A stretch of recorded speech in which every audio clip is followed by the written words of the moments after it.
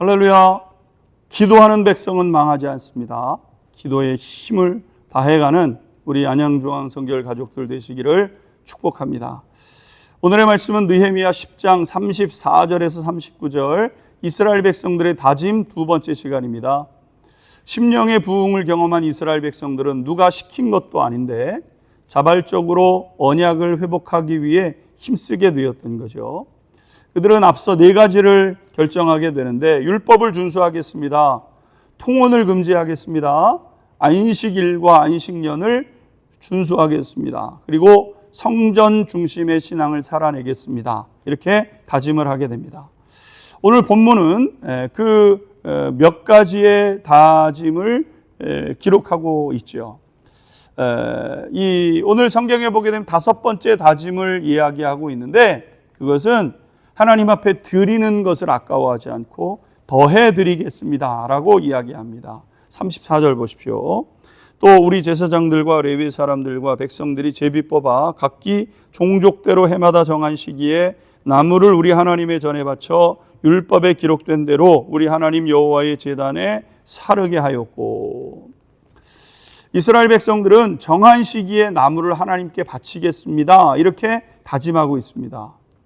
지금 생각해 보면 이런 것까지 하나님 앞에서 다짐하는가 싶지만 너무나도 피폐한 상황에서 나무를 드리겠다고 했던 것은 굉장히 중요한 것이죠. 우리나라가 1950년 한국전쟁으로 인해서 모든 살림이 다 불타버린 때가 있었죠. 산에는 나무가 없었습니다. 전쟁으로 가난하니 그 없는 나무들을 또 땔감으로 써서 난방을 해야 했습니다. 나무를 심는 속도보다 베어지는 속도가 빨랐던 것이죠. 그래서 세계는 우리나라 살림이 재건되는 것은 불가능하다고 여겼던 겁니다.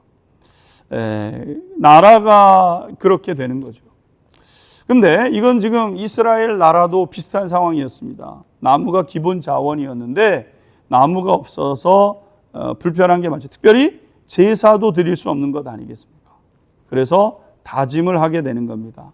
물론 이것은 율법에 정한 것이 아니죠. 하지만 그들은 실행에 옮기게 되었습니다.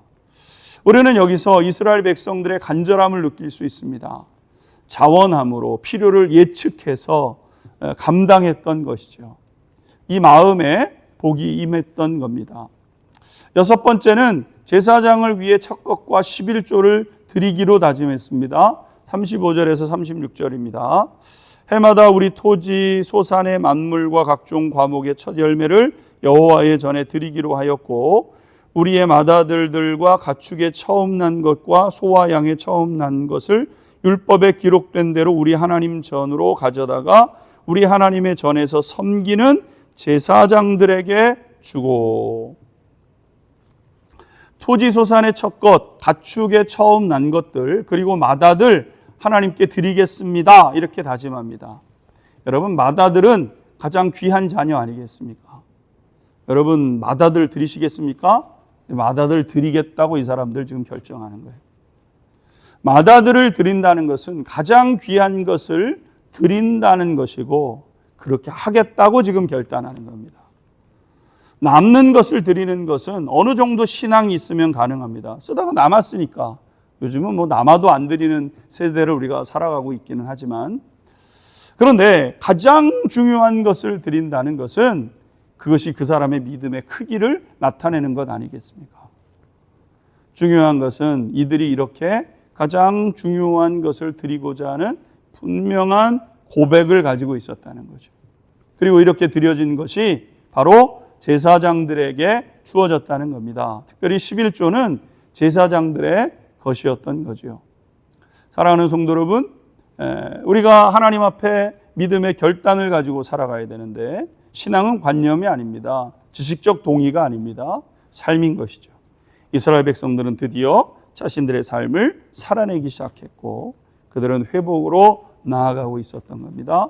우리 사랑하는 성도님들 가운데 또 우리 신앙 공동체 가운데 이런 역사가 불일듯 일어나게 되기를 주님의 이름으로 축복합니다. 기도하겠습니다. 이스라엘 백성들의 신앙적 결단과 다짐을 다시 한번 말씀을 통해서 봅니다. 하나님, 우리가 생각으로만 하나님을 섬기고 있는 것은 아닌지요.